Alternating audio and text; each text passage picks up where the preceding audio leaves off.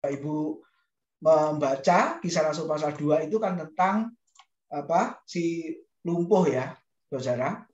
Ya, orang lumpuh yang diangkut 4 orang.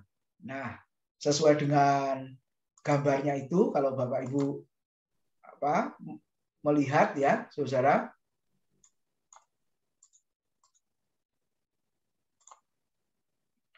Ya, kalau kita membaca kisahnya, nah harusnya sebenarnya dibaca kisahnya ya, saudara. Ini Bu Erlinya belum hadir ini untuk membaca kisahnya. Nah, saya berharap Bapak Ibu sudah membaca kisahnya. Kalau sudah lihat di Markus pasal 2 ayat 1 sampai dengan ayat yang ke-12 ya, di situ dikatakan, nah kita langsung masuk ke bagiannya. Jadi sesuai dengan gambar, 1 orang lumpuh digotong 4 orang. Karena rumah itu penuh sesak, saudara, ya kisahnya 4 orang ini tidak bisa membawa orang lumpuh melalui pintu, saudara. Karena di situ berjubel banyak orang. Nah, lalu solusinya bagaimana? Atapnya, saudara kalau lihat gambarnya, atapnya itu dibongkar. Nah, ternyata memang rumah pada masa itu memang atapnya rata-rata memang terbuka, saudara. Ya, jadi kita jangan sampai berpikir, oh berarti rumahnya dibongkar nih atapnya ya, dirusak supaya bisa masuk. Enggak. Memang rumah-rumah pada masa itu Yesus melayani, memang atapnya semuanya terbuka, saudara.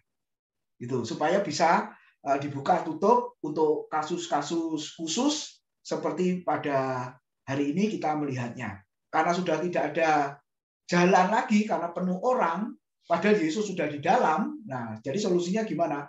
Lewat atas, ya. Kemudian orang yang lumpuh itu diturunkan, saudara, seperti yang ada di gambar itu. Nah, mari kita lihat, saudara. Nah, itu ya gambarnya. Tokohnya kalau sudah lihat juga ada orang Farisi juga, kalau sudah lihat. Nah, itu yang pakai jubah hitam merah itu, lalu Yesus, orang banyak. Kalau saudara bisa istilahnya ini gambarkan ya situasinya. Kemudian kita bisa melihat Yesus itu mengajar di dalam rumah. Nah, saudara, ini tidak lazim. Kalau kita membaca kitab Injil, Yesus biasanya mengajarnya seperti yang saya tulis di pantai sampai meminjam perahu Simon Petrus ya, Lukas pasal 5 itu. Ya, kemudian Yesus berkhotbah mengajar di perahu itu supaya orang banyak bisa melihat Yesus, saudara. Lalu di atas bukit, Matius pasal 5 sampai pasal 7, ya Yesus mengajar di sana. Lalu di rumah ibadat, ya kalau sekarang gereja gitu ya, saudara, istilahnya sinagoge. Markus 1 ayat 21 kemarin kita sudah belajar. Nah, ketika di rumah ini memang tidak biasa. Kalau saudara lihat ya, Yesus mengajar di rumah itu tidak biasa, tidak lazim. Tapi itulah yang sudah dilakukan oleh Yesus ya, saudara. Nah, ada banyak orang di ayat 2. Rata-rata kapasitas rumah tamu, ruang tamu rumah orang Yahudi itu bisa menampung 50 orang berdiri berdesakan. Jadi ukuran rumah tidak terlalu besar, saudara. Ya, kalau untuk 50 berdiri tanpa tempat duduk ya mungkin ukuran 6 ya, saudara ya. 6 kali 13 mungkin gitu ya. Itu sudah panasnya, sesaknya seperti apa? Kira-kira seperti itu. Nah, lalu Yesus mengaitkan antara dosa dan penyakit. Coba di dalam ayat yang ke-5, kalau Bapak Ibu lihat di situ ya, ketika Yesus melihat iman mereka, berkatalah Yesus kepada orang lumpuh itu, "Hei anakku, dosamu sudah diampuni." Jadi kalau kita lihat, saudara, memang ada dosa kemudian mengakibatkan penyakit, gitu ya. Tapi tidak boleh ya mengaitkan kalau orang itu sakit, oh pasti kamu berdosa. Makanya akibatnya adalah sakit penyakit. Ya, jadi kalau kita melihat seperti itu. Jadi tidak selalu penyakit itu disebabkan oleh dosa dan sebaliknya, tidak selalu dosa itu akan mendapatkan hukuman penyakit. Nah, kalau bicara tentang dosa, kita kembali ke Kejadian pasal yang ke-2, Kejadian pasal yang ke-3 itu. Ya, salah satu akibat dosa memang kelemahan, penyakit, yaitu memang akibat dari dosa. Tapi seiring dengan zaman, saudara ya, kita bisa melihat tidak semua penyakit akibat dari dosa. ya kan? Kalau usianya tambah tua, otomatis tubuh semakin lemah ya secara fisik, kekuatan berkurang, lalu sakit dan lain sebagainya. Tapi memang ada dosa yang dikaitkan dengan penyakit. Nah, ketika Yesus berkata, anakku, dosamu sudah diampuni, berarti memang lumpuhnya ini, saudara, karena dosa. Ya, zaman Yesus ada penyakit-penyakit memang yang dihubungkan dengan dosa, saudara. Seringkali Tuhan berkata kalau orang itu sembuh, Yesus berkata apa? Pergilah, lalu apa? Jangan berbuat dosa. Pergilah, kamu sudah sembuh, jangan berbuat dosa. Selalu begitu, saudara. Ya, lalu orang lumpuh diturunkan dari atap rumah, gitu ya, saudara. Ada ayat paralelnya Matius 9 dan Lukas pasal 5. Biasanya orang masuk rumah melalui sebuah pintu. Ternyata rumah orang Yahudi itu memang atapnya berlubang. Nah, itu yang saya ceritakan tadi. Nah, Yesus setara dengan Allah Bapa. Buktinya di situ nampak dalam hal Yesus mengampuni dosa, saudara. Nah, ini yang menyebabkan orang Yahudi, ya, ahli Taurat, orang Farisi itu marah. Siapa yang berhak mengampuni dosa? Memang hanya Allah yang berhak mengampuni dosa. Tapi Yesus, kata Alkitab tadi, dia mengampuni dosa. Dosamu sudah diampuni. Nah, sebenarnya ini menunjukkan bahwa Yesus itu adalah setara dengan Bapa. Bapa adalah Allah, berarti Yesus juga adalah Allah. Lalu yang kedua, sudah lihat, Yesus bisa mengetahui hati dan pikiran orang lain. Nah, saudara, kalau kita mungkin hanya memperkirakan ya, wah orang ini agak ruwet ini. Ini pasti ada motivasi di balik semuanya ini. Nah, paling kita memperkirakan begitu, walaupun ada kebenarannya ya. Oh, ternyata memang seperti itu, saudara. Nah, apakah 100% benar? Kan tidak, ya. Tapi Yesus, kata Alkitab, bisa mengetahui hati dan pikiran orang lain. Nah, itu menunjukkan bahwa Yesus adalah Allah yang Maha Tahu. Ya, saudara, Allah yang Maha Tahu. Jadi tidak ada yang bisa disembunyikan, ya, karena Dia adalah Allah yang Maha Tahu. Makanya di situ Yesus mengampuni dosa dan Yesus mengetahui hati dan pikiran banyak orang.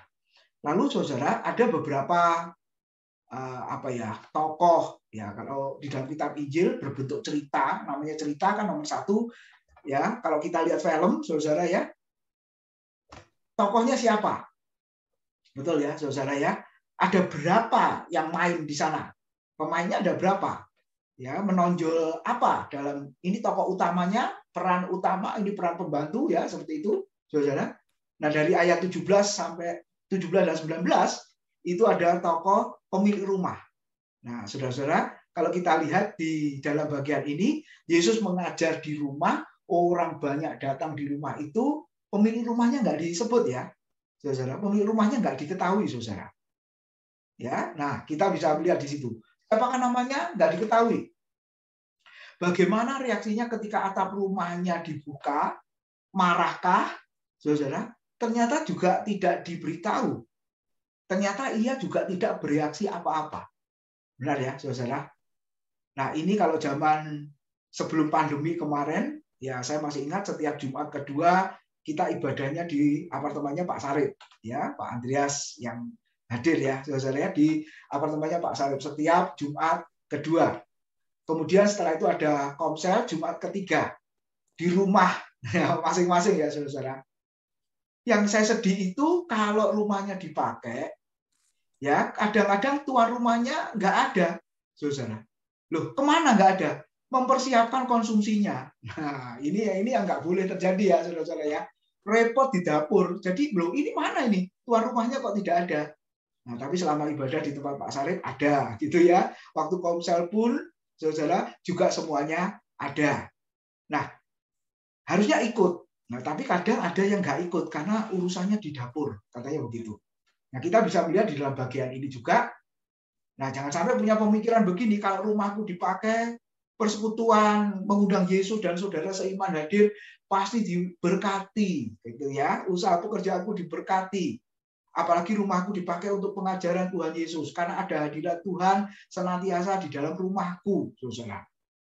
Tapi pertanyaannya yang bersangkutan itu, saudara, ada ikut mendengarkan pengajaran Yesus apa tidak? Nah, dalam perikop yang kita baca ini tidak jelas ya, saudara. Ikut apa tidak?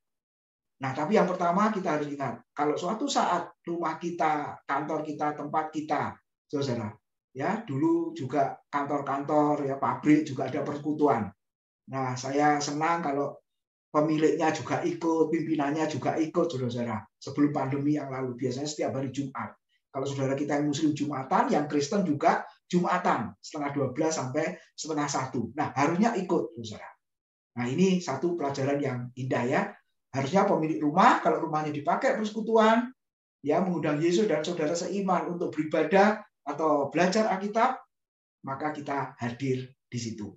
Itu yang pertama. Lalu yang kedua, kalau kita melihat siapa tokohnya, saudara-saudara, yang kedua, orang lumpuh itu sendiri. Ya, orang lumpuh itu sendiri. Nah, dia lemah, tidak berdaya, sehingga perlu digotong 4 orang. Dengan kata lain, hidupnya bergantung kepada orang lain. Benar ya, saudara? Kalau kita baca kisah lain di Kisah Rasul pasal 3, katakanlah, orang lumpuh itu kerjanya tiap hari, saudara, duduk di dekat pintu gerbang Bait Allah, lalu minta-minta. Nah, gitu ya. Sepanjang kita baca Alkitab, yang lumpuh sama yang buta. Nah, biasanya kerjaannya adalah minta-minta. Berharap belas kasihan dari orang lain, saudara. Kalau kita lihat di Alkitab. Dengan kata lain, hidupnya bergantung kepada belas kasihan dari orang lain. Nah, kalau kita lihat aplikasinya, ya kita bicara lumpuh itu ya bukan secara fisik mungkin, secara jasmani tidak, tapi secara rohani. Artinya apa? Berapa banyak orang yang memerlukan tangan orang lain, saudara. Pastinya orang yang sakit ya tidak bisa menolong orang yang sakit karena sama-sama ingin mendapat pertolongan. Nah, yang sehat, saudara, itulah yang bisa menolong orang yang sakit. Nah, di hadapan Tuhan, orang berdosa, orang yang lemah, saudara, yang tidak berdaya, itu gambaran dari orang yang sakit rohani atau orang yang buta rohaninya. Nah, kita bisa melihat orang sakit rohaninya tidak dapat menolong orang lain karena dirinya sendiri memerlukan pertolongan. Nah, saya dan saudara harus seperti 4 orang yang sehat yang menolong. Nah, hari ini kita bisa merenungkan, saudara, apakah kita bergantung orang lain atau kita bisa menolong orang lain. Nah, ini yang menjadi pertanyaan ya, saudara. Nah, mereka siapa? 4 orang tadi yang kita lihat. Setia kawan, mempunyai perhatian dan kepedulian kepada orang lain. Kalau kita bisa melihat, ya, mereka tidak mengenal lelah, pantang menyerah, gigih, mereka terbeban terhadap kebutuhan orang lain dan hanya dapat dipenuhi melalui Tuhan Yesus. Saudara, kita jangan sampai seperti orang lumpuh yang selalu berharap dari orang lain, maka kita harus seperti 4 orang tadi ya. Dan kondisi kita hari-hari ini bukankah kalau kita melihat banyak orang di sekeliling kita, ya bagaikan orang lumpuh tadi ya, perlu pertolongan, perlu perhatian, ya saudara, perlu support, saling mendukung, dan lain sebagainya. Nah, biarlah kita seperti yang 4 orang itu tadi. Perhatikan ada satu kalimat yang saya tulis di situ. Ketika di bawah tidak ada jalan, mereka melihat ke atas dan menemukan jawaban. Saudara, ya, apa artinya? Jalan semua sudah tertutup ya, sudah buntu kemana-mana, tidak ada celah sepertinya. Saya ingat seperti orang Israel ketika keluar dari Mesir, saudara, apa yang terjadi? Di depan laut, ya baca di kitab Keluaran, lalu di belakang tentara Mesir, Firaun dengan tentaranya mengejar, lalu di sebelah kiri dan kanan itu banyak gunung batu dan banyak musuh-musuh yang siap menyerang Israel. Makanya orang Israel juga marah kepada Musa, ini sudah tertutup semua ini, mau kemana ini jalannya? Saudara, ke depan laut, kiri kanan ada gunung batu, banyak musuh, belakang tentara Mesir, mau kembali berarti kembali lagi ke Mesir, diperhamba, diperbudak lagi. Saudara, seolah nggak ada jalan ya. Ternyata jalannya masih ada, saudara, yaitu ke atas. Ya, Musa ulurkan tongkatnya yang ada di tangannya itu, lalu laut terbelah menjadi 2. Nah, ini gambaran dari kehidupan umat Tuhan, saya dan saudara. Kalau seolah-olah sudah tidak ada jalan, semua tertutup, semua buntu, saudara. Ternyata masih ada jalannya, yaitu jalan di atas. Contoh yang sangat mudah, ayam waktu terkepung, saudara-saudara. Ya, kita mungkin sudah pegang tangan dengan teman-teman kita ya, terkepung dia. saudara. Lalu apa yang dilakukan ayam itu? Dia ke bawah, kalau ke bawah pasti ketangkap, saudara. Betul ya? Ternyata saat itu ayam bisa terbang. Nah, pertanyaannya sejak kapan ayam itu bisa terbang, saudara? Ya, sangat jarang ya kita melihat ayam itu terbang. Yang terbang itu burung, gitu kan? Tapi lihat di dalam keadaan apa istilahnya? Tertutup semua, saudara.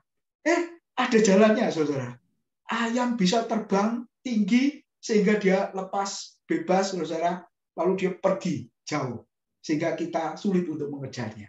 Nah, sama, saudara. Dalam bagian ini kita melihat ya, ada jalan terbuka di atas, saudara. Ketika di bawah tidak ada jalan, mereka melihat ke atas dan menemukan jawabannya. Mereka bersedia menanggung risiko dengan membuka atap rumah. Berapapun harganya, mereka harus membawa orang itu kepada Yesus. Kalau mau dipikir, saudara, sudah banyak orang, banyak hambatan di situ.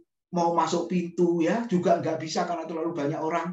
Mungkin kalau tidak punya semangat untuk peduli pada orang lain, ya sudah diletakkan di situ lalu tinggal pulang. Benar ya, saudara? Tapi kita melihat di situ ternyata tidak. Terus berusaha 4 orang ini sampai menemukan jalannya. Dan akhirnya diturunkan persis di depan di mana Yesus mengajar. Lalu yang keempat, saudara, apa ini? Orang banyak ya kalau kita melihat. Di dalam ayat yang ke-9. Coba lihat orang banyak, saudara. Ya, firman Tuhan mengatakan, mereka sangat respect dan antusias terhadap kehadiran Yesus.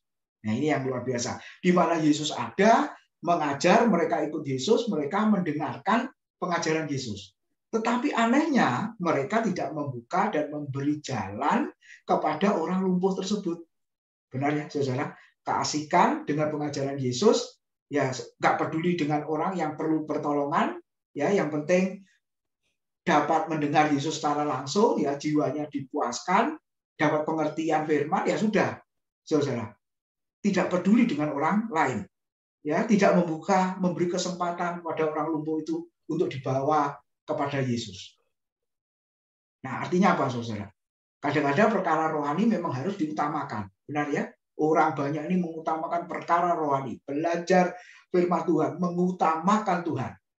Tetapi jangan lupa hal-hal yang menyangkut kemanusiaan jangan diabaikan.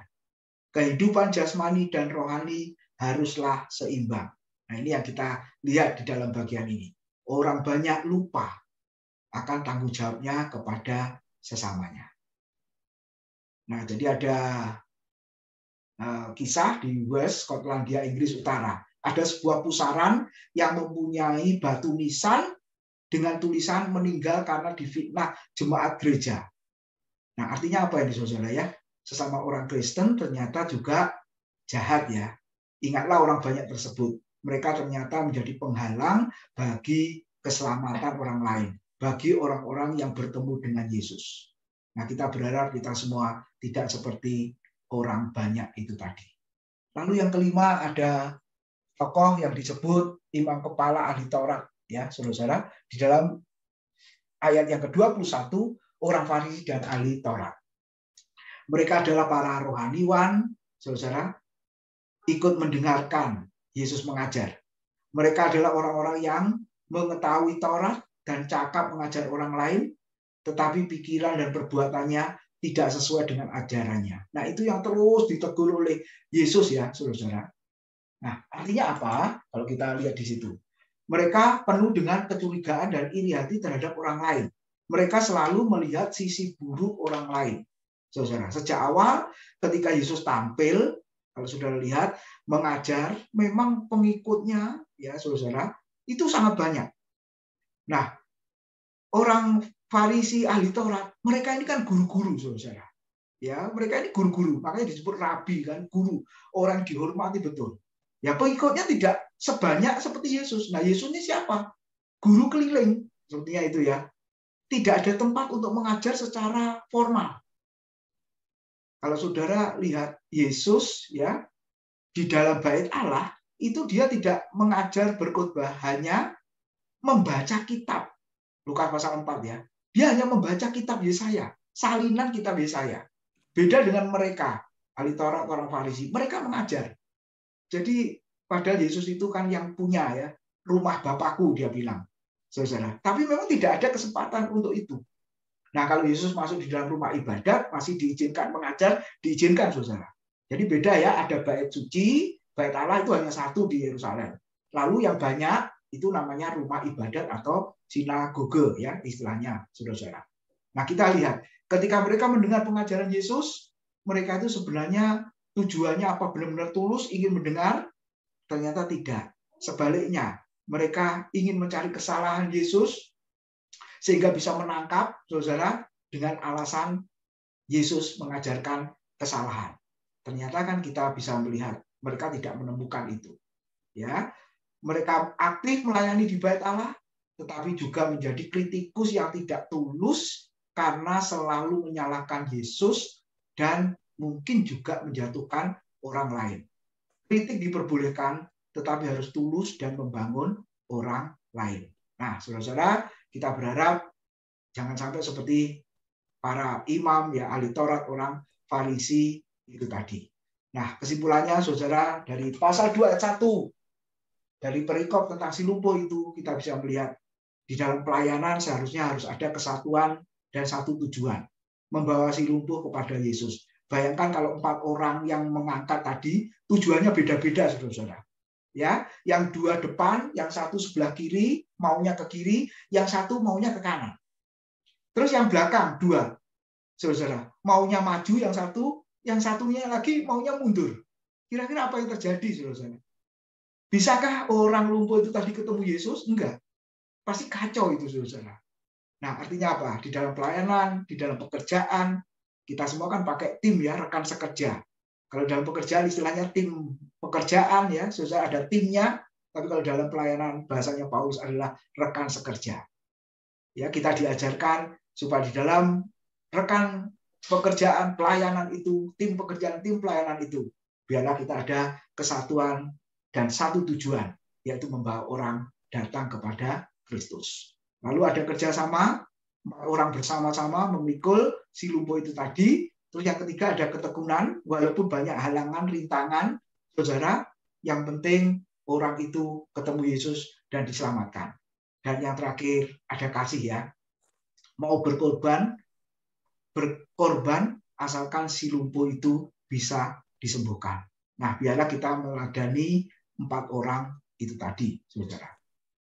Sampai di sini dulu sebelum sambung ke Matius. Saya serahkan kepada Pak Syarif. Ya, terima kasih Pak Tim. Iya, Pak. Penjelasannya. Kira-kira ada yang kurang jelas atau dari kawan-kawan yang ingin ditanyakan? Pak Bambang mau menambahkan? Pak, silakan. Cukup, Pak. Sangat jelas dikupas dari segala segi. Yang Pak Tim katakan tadi, jangan sampai kalau ada acara persekutuan doa ataupun di rumah, tuan rumah nggak ada, itu nanti itu mungkin ada di Maria itu ya. Yang Yesus diurapin itu ya, itu lebih jelas itu. Satunya mendengarkan. Ya, betul, keluarga Britania ya. Marta sibuk melayani di dapur. Betul.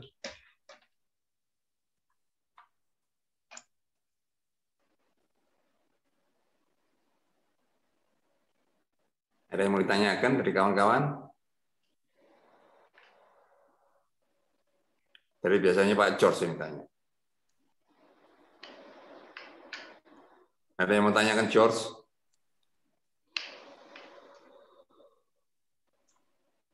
Pak Chris? Tidak ada, Pak. Jelas, Pak. Oke.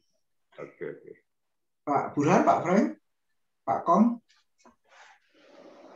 Enggak, Pak Tim. Ya, Pak, itu tadi nyambung Pak istri tadi, Pak. Iya, Pak Jos. Ya, nyambung para istri tadi dulu, Pak. Ada 1 Korintus 9 ayat 5. Ya. Para istri. Korintus 9 ayat 5.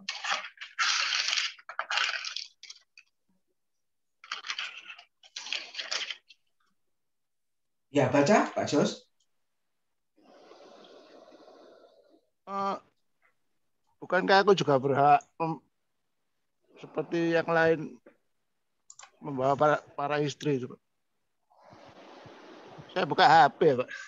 Oh, ya 1 Korintus 9 ayat 5 ya. Ya. Tidakkah kami mempunyai hak untuk membawa seorang istri Kristen dalam pelayanan kami seperti yang dilakukan rasul-rasul lain dan saudara-saudara Tuhan dan Kefas? Ya. Terus yang mau disampaikan Pak Jos? Ya betul Ya juga. itu Pak. Jadi Ya. istrinya Petrus ya dibawa sama Petrus dengan Kefas. Istrinya Petrus ya terus jalan. Itu namanya kalau nggak salah namanya Eden, Pak. Namanya istrinya Petrus itu Eden. Wah ini Kak. Anaknya itu namanya Maya. Anaknya namanya Maya, perempuan. Oh, sumber dari mana itu? Ya, film, Pak. Film. Oh, Film The film. Chosen, Pak. The Chosen sekarang sudah season 2 itu. The Chosen. Ya, itu jangan nyimpang terus, nanti bisa sesat itu. Tapi yang dikatakan 1 Korintus itu ya betul. Kalau itu Paulus mengatakan gitu berarti para rasul itu membawa istri itu. Pokoknya kita terfokus ada yang ditulis. Ya. Kalau nanti di film banyak penafsiran. Yang pasti namanya Ibu Petrus itu. Iya, betul. Jadi Paulus mau membandingkan kalau mereka semua bawa istri, ya aku melepaskan hak itu.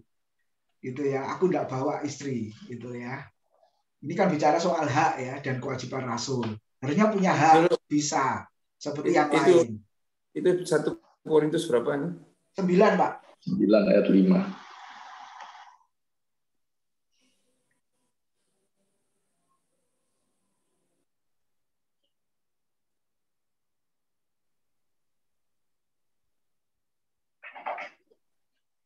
Oh, di sini penekanan membawa seorang istri Kristen ya. Jadi ada penekanannya itu. Kemungkinan ada Paulus, kemungkinan bisa ya. Jadi bukan istri yang nggak seiman, ini disebut pada penekanan. Punya hak untuk membawa seorang istri Kristen. Berarti istrinya ikut percaya dengan Yesus ini. Ya, 1 poin lagi untuk melengkapi. Bagus, George. Terima kasih. Ya, kalau menurut saya Paulus itu memang belum menikah, tidak menikah, Pak. Soalnya dia ngangkat anak, namanya Onesimus. Itu diangkat anak rohani sama Paulus. Nah, kalau tadi terangkan, Paulus itu secara adat istiadat, dengan posisinya dia itu, seharusnya sudah berkeluarga. Karena kalau dia tidak punya istri, tidak mungkin dia menduduki posisi itu. Ya, anggota Sanhedrin tadi ya. Umur berapa harus kawin, itu ada kayak adat-adatnya.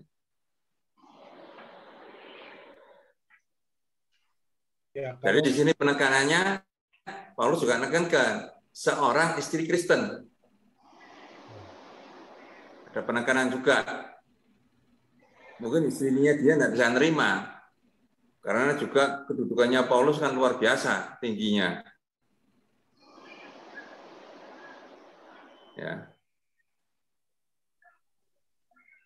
Ya, kalau disebutkan yang Onesimus itu memang setelah pelayanan biasa anak-anak rohani itu kan, Timotius, Titus, ya. Onesimus, itu kan dia sebut anak-anakku gitu ya. Itu setelah pelayanan.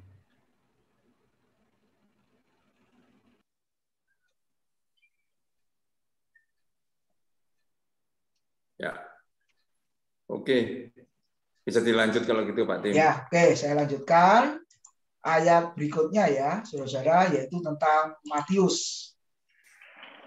Itu di dalam Markus pasal 2 ayat 13 sampai dengan ayat yang ke-17. Nanti bisa dibaca, ada ayat paralelnya di Matius 9 ayat 9 sampai dengan ayat yang ke-13. Nama lain dari Matius adalah Lewi, saudara ya. Makanya saya beri judul di situ, Matius atau Lewi menjadi pengikut Yesus. Nah, pekerjaannya nanti kita akan lihat sebagai pemungut cukai, saudara ya, pemungut pajak. Nah, kita lihat terlebih dahulu.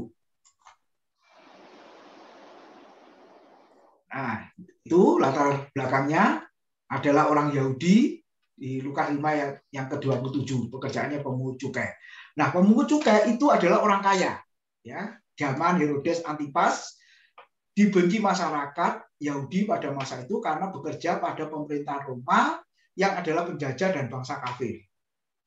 Misalnya, apalagi ditambah mereka juga memeras rakyat, bahkan sampai korupsi, saudara ya, lebih gitu ya istilahnya. Makanya kita ingat ada pemungut cukai yang lain yang akhirnya juga diselamatkan. Siapa namanya?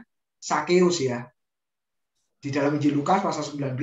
Kalau Bapak Ibu baca di sana, Sakeus, coba pengakuannya kita bandingkan dulu. Kita baca di dalam Lukas pasal yang ke-19. Kita mau melihat bahwa pekerjaan pemungut cukai itu seperti ini, saudara. Lukas pasal 19 ayat yang ke-8, 9, dan 10. Oke, Pak Christian bisa tolong membaca, Pak? Lukas 19 ayat 8 sampai 10. Lukas 19 pas ayat 8 sampai 10 ya, Pak ya. Ya. Tetapi Sakeus berdiri dan berkata kepada Tuhan, Tuhan, setengah dari milikku akan kuberikan kepada orang miskin, dan sekiranya ada sesuatu yang kuperas dari seorang akan kukembalikan 4 kali lipat. Kata Yesus kepadanya, hari ini telah terjadi keselamatan kepada rumah ini, karena orang ini pun anak Abraham, sebab anak manusia datang untuk mencari dan menyelamatkan yang hilang. Ya, terima kasih. Siapa Sakeus? Ayat yang kedua. Di situ ada seorang bernama Sakeus, kepala pemungut cukai, dan ia seorang yang kaya. Jadi kalau kita melihat, saudara, pekerjaan pemungut cukai itu memang menggiurkan ya, saudara ya. Kenapa? Karena kaya raya. Nah, kayanya dari mana? Di samping mendapat gaji dari pemerintah Roma, tapi kalau sudah lihat di situ, ya memeras, ya saudara, memeras dan apa di situ dikatakan menagih pajak lebih dari yang seharusnya, saudara. Makanya ketika bertemu Yesus, maka Sakeus berkata apa? Tuhan, setengah dari milikku akan kuberikan pada orang miskin, dan sekiranya ada sesuatu yang kuperas dari seseorang akan kukembalikan 4 kali lipat. Wah, ini kan luar biasa ya. Ketika ketemu Yesus, ada perubahan, ada pertobatan, lalu dia berjanji melakukan yang sudah dikatakan tadi. Nah, Matius, saudara, kita bisa melihat ya dari kedudukannya sebagai pemungut cukai. Matius dipanggil Yesus pada waktu masih di rumah cukai, saudara. Ia masih berada di dalam kehidupan yang lama ya, di meja cukai sedang bekerja. Nah, yang kita pelajari, saudara, Matius dipanggil saat bekerja dan bukan bermalas-malasan. Murid-murid yang lain pun, saudara, seperti Andreas, Petrus, Yakobus, dan Yohanes, kalau kita baca ya, mereka semua juga waktu bekerja sebagai nelayan, mereka juga dipanggil Yesus. Mari ikutlah aku, dan kamu sekarang kujadikan penjala manusia. Jadi artinya, kita memberi tahu kepada kita semua, bahwa yang menjadi murid Tuhan, yang akhirnya menjadi rasul Tuhan, itu adalah orang-orang yang punya pekerjaan. Ya, tidak ada tanda petik yang menganggur ya, saudara. Nah, jadi bersyukur di tengah pekerjaan Tuhan panggil menjadi orang Kristen. Di tengah pekerjaan Tuhan panggil menjadi pelayan Tuhan, menjadi hamba Tuhan. Seminggu ini saya mengajar, saudara, kelas ya S2, tapi S1-nya mereka bukan dari teologi. Ada yang dokter, ada yang pengusaha, saudara ya. Lalu ada karyawan. Lalu ketika saya tanya, buat apa masuk sekolah Alkitab gitu ya? Apalagi ada dokter spesialis, saudara, buat apa mau masuk sekolah Alkitab? Lalu saya tanya, karena seorang ibu, apa ibu mau berkhotbah? Saudara, ya, jawabannya apa? Oh enggak, Pak. Enggak, saya enggak mau berkhotbah. Lalu kenapa mau belajar teologi, saudara? Ya, sama seperti Bapak Ibu malam hari ini ya. Kenapa belajar Alkitab gitu loh, saudara? Kalau di sana kan pakai gelar ya, karena masuk sekolah tinggi teologi. Jawabannya simpel, saudara. Supaya aku diperlengkapi, Pak. Supaya aku lebih mengerti lagi siapa tentang Kristus, mengerti lagi tentang Alkitab. Saudara. Lalu ada yang karyawan pulangnya lebih dari jam 6. Kita kuliah kan mulai jam 6 sampai jam 10 malam, saudara. Karena hari ini tanggal merah kan dibalik ya, ditukar libur, saudara. Kalau enggak ya saya enggak bisa hadir malam hari ini di persekutuan ini. Nah, jawabannya itu untuk memperlengkapi. Lalu yang kedua, supaya aku lebih tahu lagi Alkitab itu seperti apa, Yesus ya, Tuhan ya, keselamatan dan lain sebagainya seperti apa, supaya aku lebih tahu, saudara. Yang pekerja juga begitu jawabannya. Mau khotbah? Saya tanya, enggak. Saya enggak mau khotbah, Pak. Saya pengen belajar saja. Saya rindu belajar. Menjadi orang Kristen sudah lama, celaka Pak kalau enggak ngerti Alkitab, katanya begitu, saudara. Wah, saya senang ya. Murid saya hanya 4, saudara. Ya, jadi seminggu ini sampai Jumat besok itu hanya 4 murid saya. Jadi 1 dokter, 1 pekerja, 1 pengusaha, 1 hamba Tuhan. Gembala sidang, saudara. Jadi gembala sidang ini karena gembala belum teologi, walaupun S1 sekuler, akhirnya masuk teologi. Supaya apa? Diperlengkapi lebih lagi. Nah, jadi saudara, saya bayangkan dengan bagian ini, lalu Bapak Ibu Saudara juga malam hari ini yang ikut, ya, yang hadir, kita semua bekerja, kita semua ada kegiatan kita masing-masing. Lalu Tuhan panggil kita sebagai orang Kristen. Yang kedua, Tuhan panggil kita untuk menjadi pelayannya. Nah, saya tidak tahu apakah ke depan Bapak Ibu Saudara nanti akhirnya berkhotbah ya, sampaikan firman Tuhan, dan saya juga nggak tahu, saudara. Tapi yang jelas seperti Matius ini, akhirnya ikut Yesus, kemudian diperlengkapi. Lalu, saudara, kalau kita lihat berikutnya, ya, yang ke-9, akhirnya Matius meninggalkan segala sesuatu. Ya, itu versi Matius ayat 9. Nah, inilah respon ya saudara ya mengikut Yesus ya. Resiko mengikut Yesus. Karena sudah jadi murid Kristus, lalu tinggalkan sesuatu. Jadi meja cukainya, pekerjaannya ditinggal. Ya, Yakobus, Petrus, Yohanes, Andreas sebagai nelayan ditinggal. Tapi bedanya kalau Petrus itu masih kembali lagi sebagai nelayan, saudara. Beberapa kali Alkitab mencatat. Tapi kalau Matius sudah ikut Yesus, benar-benar ditinggalkan, saudara. Nah, ini kalau menjadi panggilan ya full time jadi hamba Tuhan. Ya, saudara-saudara, memang ada rekan-rekan tinggalkan pekerjaannya, ya tinggalkan bisnisnya, lalu melayani Tuhan, jadi hamba Tuhan. Ada, saudara. Ya, tapi saya tidak ingin Bapak Ibu tinggalkan semua lalu jadi hamba Tuhan. Enggak ya, saudara ya. Itu panggilan khusus. Tapi kita lihat Matius ketika dipanggil Tuhan, resikonya dia tinggalkan pekerjaannya pemungut cukai.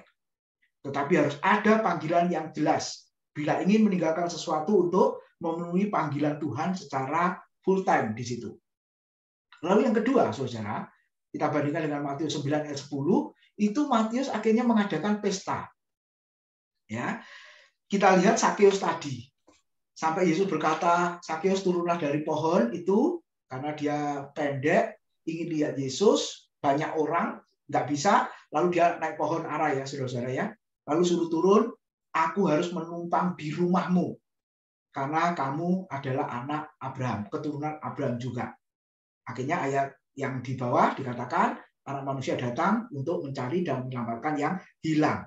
Yang terhilang ditemukan. Seperti Sakeus terhilang ditemukan. Matius yang terhilang ditemukan. Saya dan saudara tadinya belum percaya Tuhan, itu bagaikan jiwa yang tersesat, ya, domba yang terhilang, saudara. Tapi ketika sudah bertemu dengan Yesus, kita diketemukan, reaksinya apa, saudara? Matius mengadakan pesta. Ya, ia mengundang Yesus dan murid-muridnya, serta pemungut cukai yang lain, dan orang-orang berdosa. Jadi, Matius ajak teman-temannya, sesama pemungut cukai, lalu Matius juga ajak orang berdosa. Konteks orang berdosa di situ adalah bisa jadi perempuan Sunda, pemungut cukai juga dikatakan orang berdosa. Orang Yahudi melihat pemungut cukai itu orang berdosa. Nah, itu semua diundang. Saudara. Nah, untuk apa tujuannya? Nah, ini saudara ya. Ini merupakan pesta. Jadi pesta bukan dosa ya, saudara. Pesta bukan dosa. Tapi karena PPKM masih corona nggak boleh pesta. Ya, tapi sebelum itu kan pesta, bukan dosa. Tapi kita mau belajar di sini. Ketika Matius mengundang Yesus, mengundang para murid, mengundang teman-temannya pemungut cukai yang lain, mengundang orang berdosa yang lain. Tujuannya apa di situ, saudara? Matius mengucap syukur karena sudah diselamatkan. Nah, saya berharap kita semua bersyukur karena sudah diselamatkan. Sudah percaya Yesus, saudara. Mengucap syukur. Buktinya apa? Mengundang rekan-rekan yang lain ya. Istilahnya ibadah syukuran lah, seperti itu. Lalu yang kedua, tujuannya apa? Mengundang teman-temannya yang lain. Perpisahan dari hidup dan teman-temannya yang lama, saudara. Karena sudah tinggalkan pekerjaan sebagai pemungut cukai yang sangat syarat dengan dosa, saudara, dengan korupsi, ya, ketidakjujuran dan lain sebagainya, dia tinggalkan semuanya itu. Lalu yang ketiga, ini yang penting, saudara. Kenapa mengundang teman-teman yang lain? Seperti pada malam hari ini, Pak Sarip mengundang teman-teman, gitu ya, supaya dapat memperkenalkan Yesus, belajar firman Tuhan bersama-sama, supaya teman-teman yang lain boleh mengerti apa artinya pengikut Kristus, apa artinya menjadi orang Kristen. Nah, orang yang sudah diselamatkan, saudara, pasti paling tidak melakukan ketiga hal di atas. Amin, saudara. Ya, mengucap syukur dari hidup yang lama sudah ditebus oleh Tuhan, kemudian berpisah, komitmen ya, aku tinggalkan hidup lamaku karena aku sudah hidup baru di dalam Tuhan. Dan yang ketiga, memperkenalkan Yesus kepada teman-teman, saudara. Nah, itu yang dilakukan oleh Matius. Lalu yang kedua, Yesus dan murid-muridnya ikut ke pesta. Tadi saya katakan, pesta bukan dosa. Nah, kembali lagi, berhadapan dengan orang Farisi, ahli Taurat ya, saudara-saudara.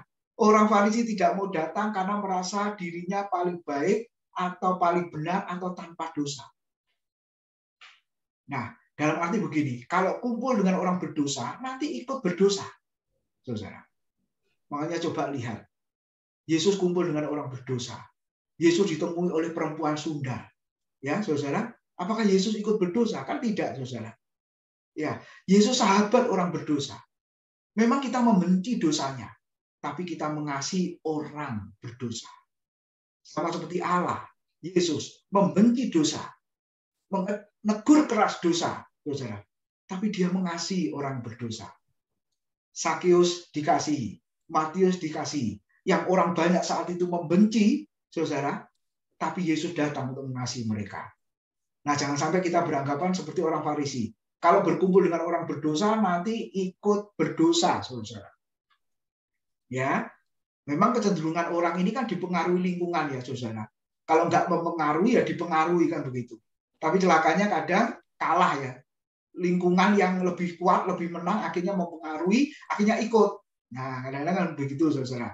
Tapi hari ini kita belajar, teman-teman yang seperti itu, kita tetap ada di sana, bukan terpengaruh, tapi sebaliknya kita yang mempengaruhi mereka. Yesus berkumpul dengan orang berdosa, tetapi tidak terpengaruh. Ternyata sebaliknya, Yesus bisa mempengaruhi mereka.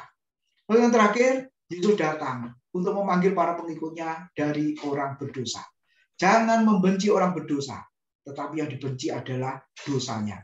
Kasih dan doakan orang berdosa itu supaya mereka mengenal Tuhan dan mereka diselamatkan.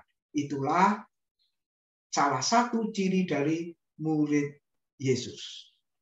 Amin, saudara. Sampai di sini yang tentang Matius. Saya kembalikan ke Pak Syarif.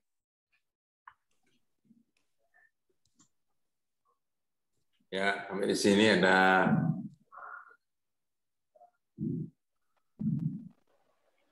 yang mau ditanyakan. Mungkin Pak Bambang mau nambahkan? Tidak, Pak Syarif, cukup.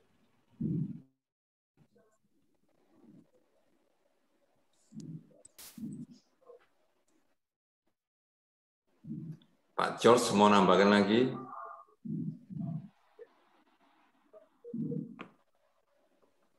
Tidak ada, Pak. Oke. Bisa lanjut ini Pak Tim. Lancar, jelas. Oke, puji Tuhan. Kalau jelas ya, saudara. Saya senang kalau nggak ada yang tanya, saudara-saudara ya. Berarti jelas kan begitu ya. Kalau banyak yang tanya, wah berarti kurang jelas ini ya. Saya mengajar sudah 2 hari, Senin, Selasa kemarin itu, saudara, waduh yang banyak yang tanya ya, saudara-saudara. Kalau memang bisa jelas atau tambah bingung kalau ditanya. Iya, karena yang sudah 2 hari kemarin itu background-nya bukan teologi, ya memang akhirnya banyak tanya. Ya, materinya tafsir perjanjian baru, tapi bisa tahu banyak macam-macam, saudara. Ya keselamatan, ya dosa, ya karunia, macam-macam. Ya Pak Bambang pasti ngalami yang seperti itu. Jadi kita jelasin semua gitu ya, saudara. Oke, kita lanjut di ayat berikutnya, saudara, itu tentang puasa. Ya, sebenarnya yang lalu ini sudah saya khotbahkan di doa malam ya, tapi kan tidak semua ikut doa malam. Nah, di dalam Markus pasal 2 itu ayat yang ke-18 sampai dengan ayat yang ke-22, saudara. Dan pasal 2 ayat 23 sampai dengan ayat yang ke-28, yaitu tentang berpuasa. Nah, saya beri subjudulnya berpuasa adalah aktivitas senyap. Ya, saudara. Oke, kita baca dulu ayatnya. Pak saya tulis di situ. Markus 2 ayat 18 sampai 22. Pada suatu kali ketika murid-murid Yohanes dan orang-orang Farisi sedang berpuasa, datanglah orang-orang dan mengatakan kepada Yesus, "Mengapa murid-murid Yohanes dan murid-murid orang Farisi berpuasa, tetapi murid-muridmu tidak?" Jawab Yesus kepada mereka, "Dapatkah sahabat-sahabat mempelai laki-laki berpuasa sedang mempelai itu bersama mereka? Selama mempelai itu bersama mereka, mereka tidak dapat berpuasa. Tetapi waktunya akan datang, mempelai itu diambil dari mereka, dan pada waktu itulah mereka akan berpuasa. Tidak seorang pun menambahkan secarik kain yang belum susut pada baju yang tua." Ya, ini kiasan ya, saudara-saudara. Karena jika demikian, kain penambal itu akan mencabiknya, yang baru mencabik yang tua, lalu makin besarlah koyaknya. 22. Demikian juga tidak seorang pun mengisikan anggur yang baru ke dalam kantong kulit yang tua, karena jika demikian anggur itu akan mengoyakkan kantong itu, sehingga anggur itu dan kantongnya dua-duanya terbuang. Tetapi anggur yang baru hendaknya disimpan dalam kantong yang baru pula. Nah, saudara, di dalam Kisah Rasul 13 ayat 1 sampai 3 ya, di situ dikatakan, "Maka berpuasalah dan berdoalah mereka, dan setelah meletakkan tangan ke atas kedua orang itu, yaitu Barnabas dan Saulus, mereka membiarkan keduanya pergi, ya, pergi menginjil, berpuasa dan berdoalah jemaat itu," saudara. Nah, kita mungkin timbul pertanyaan, mengapa orang Muslim berpuasa pada bulan Ramadan setiap tahun ya, 30 hari, sebulan penuh. Kemudian orang Buddha juga ada berpuasa. Kemudian bagaimana dengan orang Kristen? Nah, ini kadang timbul pertanyaan. Orang Kristen itu apakah juga berpuasa? Ya, kita masih ingat kalau orang Muslim berpuasa, ada gereja, bahkan orang Kristen hamba Tuhan juga ikut puasa ya. Kalau mereka puasanya 30 hari, lalu orang Kristen ini, gereja ini, hamba Tuhan ini puasanya 40 hari. Ya, ketika ditanya kenapa kok ikut berpuasa? Ya, kami mau merasakan seperti yang engkau rasakan. Ya, di mana lapar, haus, ya, seperti itu. Jadi kami orang Kristen mau merasakan, ingin merasakan seperti yang Bapak Ibu, saudara-saudara yang Muslim berpuasa. Nah, saudara. Lalu bagaimana dengan kata Alkitab, saudara? Nah, kita bisa melihat ada beberapa pendapat tentang puasa ya. Biasanya orang Kristen kalau berpuasa, pernah nggak Bapak Ibu berpuasa? Ya. Oh, nggak pernah Pak. Kenapa? Kalau saya punya mah soalnya. Nah, itu ada yang alasan seperti itu ya. Jangankan berpuasa, makan terlambat sedikit saja mahnya kambuh. Jadi ya nggak pernah puasa. Oke. Saudara, ada yang menganggap bahwa doa dan puasa itu merupakan kombinasi yang memiliki kekuatan besar. Ingat ya, ayat-ayat itu mengatakan jenis ini tidak bisa diusir dengan doa dan puasa. Nah, jadi orang Kristen atau gereja berdoa dan sekaligus berpuasa. Kenapa? Karena itu merupakan kombinasi. Ya, tidak bisa dipisahkan. Berdoa dan berpuasa. Seperti Kisah Rasul 13 tadi, jemaat Antiokhia, mereka juga berdoa dan berpuasa, saudara. Nah, satu sisi doa adalah perintah Alkitab. Ya, 1 Tesalonika 5 ayat 17, tetaplah berdoa. Gitu ya, berdoalah tanpa henti. Seperti itu, Saudara. Lalu puasa. Nah, ini yang beda ya. Kalau doa merupakan perintah, Yesus pun juga memerintahkan, Paulus memerintahkan, Rasul Petrus pun juga memerintahkan, Saudara. Lalu kalau puasa, nah tidak ada keterangan di dalam Alkitab ya dalam bentuk perintah, Saudara. Khususnya pada zaman Perjanjian Baru.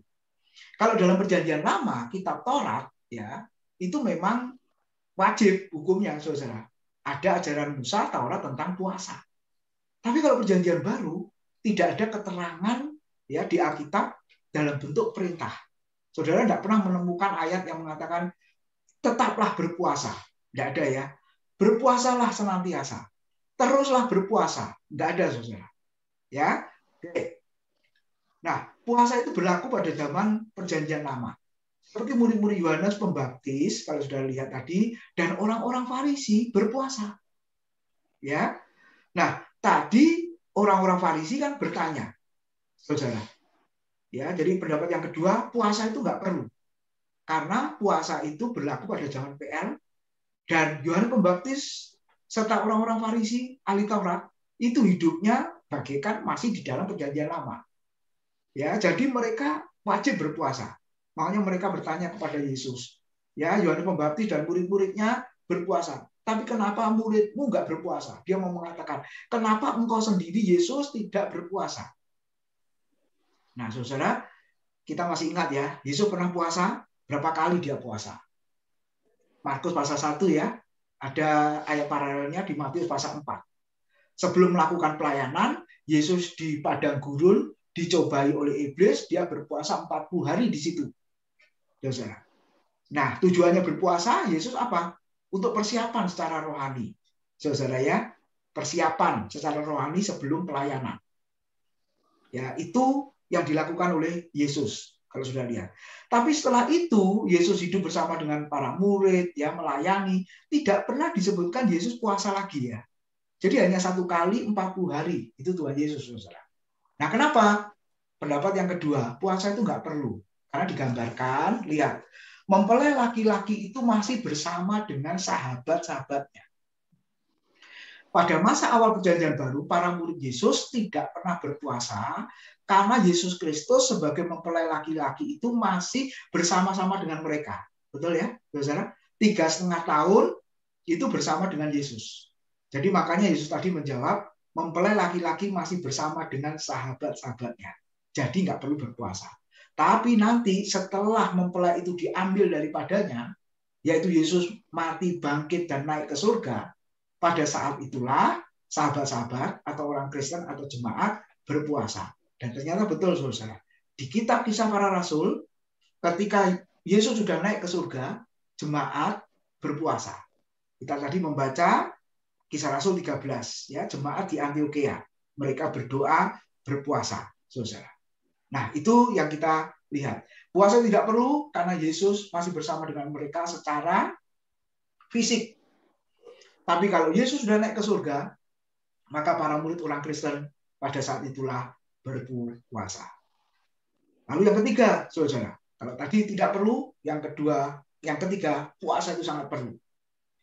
Yesus Kristus sebagai mempelai laki-laki sudah kembali ke surga secara fisik.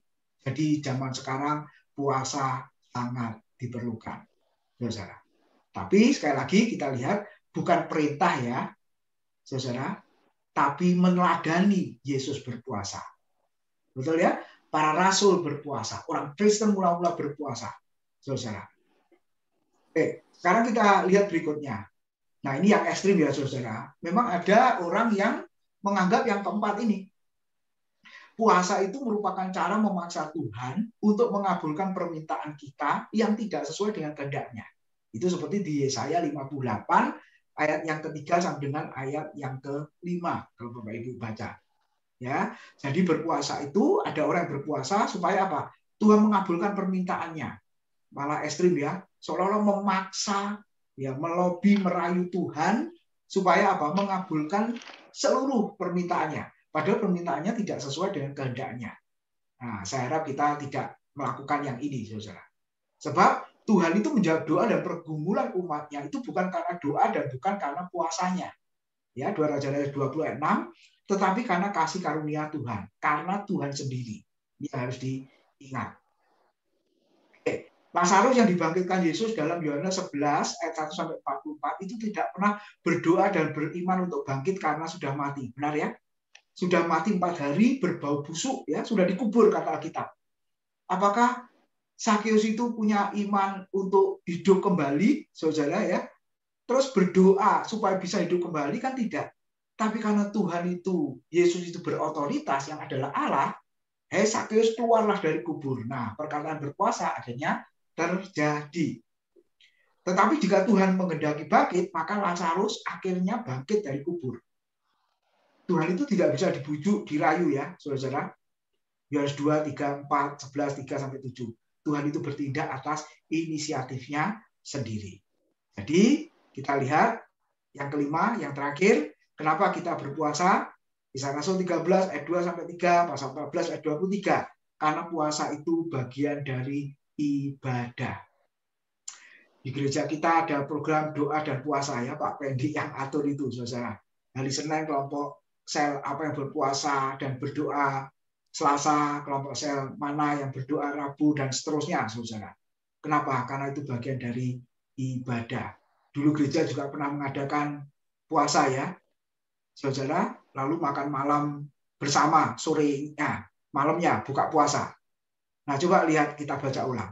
Pada suatu hari ketika mereka beribadah kepada Tuhan dan berpuasa, lihat, berkatalah Roh Kudus, khususkanlah Barnabas dan Saulus bagiku untuk tugas yang telah kutentukan bagi mereka. 3, maka berpuasa dan berdoalah mereka, dan setelah meletakkan tangan ke atas kedua orang itu, mereka membiarkan keduanya pergi. Jadi kenapa kita puasa hari-hari ini? Karena itu bagian dari ibadah, saudara. Maunya orang Muslim itu betul, selamat menunaikan ibadah puasa. Betul ya? Kita pernah melihat ya tulisan seperti itu ya di mana-mana ya. Selamat menunaikan ibadah puasa waktu bulan Ramadan itu. Nah, saudara, kita bandingkan dalam Perjanjian Lama. Mungkin ada yang bertanya, waktunya berpuasa itu kapan, saudara? Nah, ada yang 1 hari penuh dari pagi sampai sore. 2 Samuel 3 ayat yang ke-35. Ya, ada 1 hari penuh 24 jam. Kalau yang tadi dari pagi sampai sore, yang ini penuh 24 jam. Khususnya Daniel, ya, pasal 6 ayat 18 19. Saudara. Lalu ada 3 hari penuh. Kita lihat ya, kitab Ester pasal 4 ayat 16. Terus ada yang 7 hari. 2 Samuel 12 ayat 16 sampai 18. Lalu ada 40 hari seperti Musa, seperti Tuhan Yesus, saudara.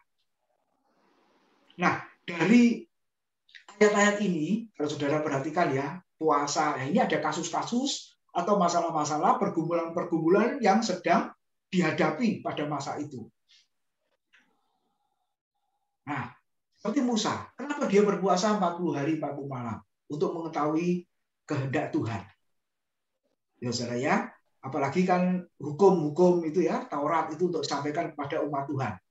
Lalu mengharapkan kebangunan rohani, saudara, sehingga melakukan doa dan puasa. Lalu ada pergumulan khusus atau masalah khusus, saudara. Nah, masing-masing pribadi bisa berpuasa. Saudara punya masalah pergumulan apapun, pekerjaan, keluarga, ya apapun, saudara bisa berdoa sambil berpuasa, gitu ya. Lalu untuk bahaya nasional, pembunuhan massal di kitab Ester. Makanya Ester memerintahkan supaya berpuasa. Sebagai peringatan, mengingat peristiwa penting dan Tuhan campur tangan di dalamnya. Sehingga ungkapan rasa syukurnya di samping doa juga berpuasa. Ayat 9, ayat 29-32, lalu bukti penyesalan dan pertobatan, saudara. Maka ucapan syukurnya, buktinya apa? Kalau sudah menyesal dan bertobat, melakukan puasa. Lalu berpuasa untuk apa? Sebagai persiapan keselamatan bangsa-bangsa. Zakaria 8 ayat 18-22. Lalu berpuasa untuk para musuh.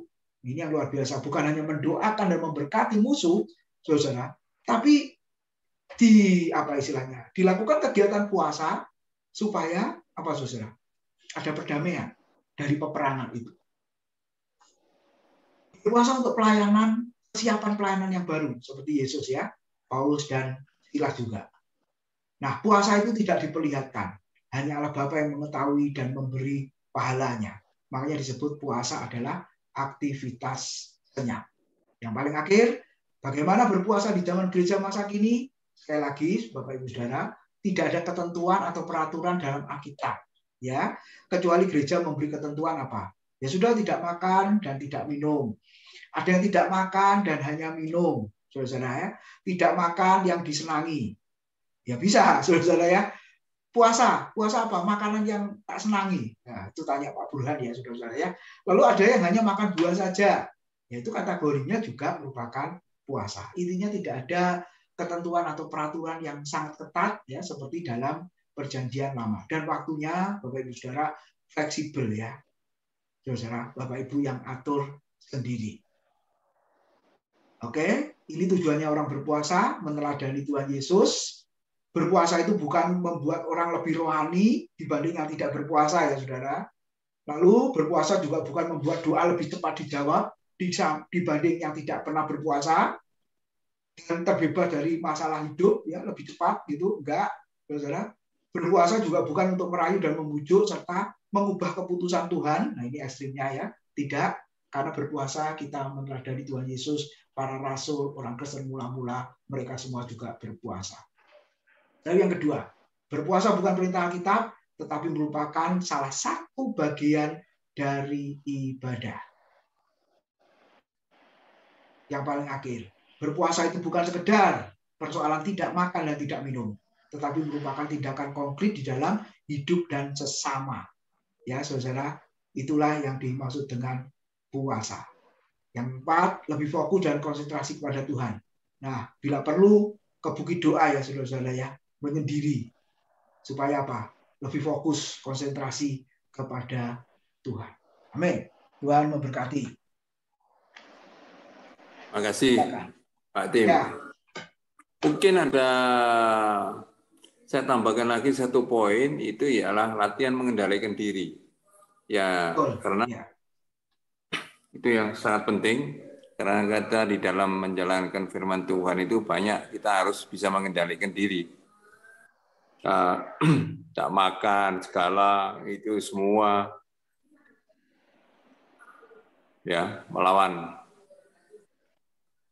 jadi akhirnya mengekang hawa nafsu yang dianggap nggak benar. Itu mungkin salah satunya.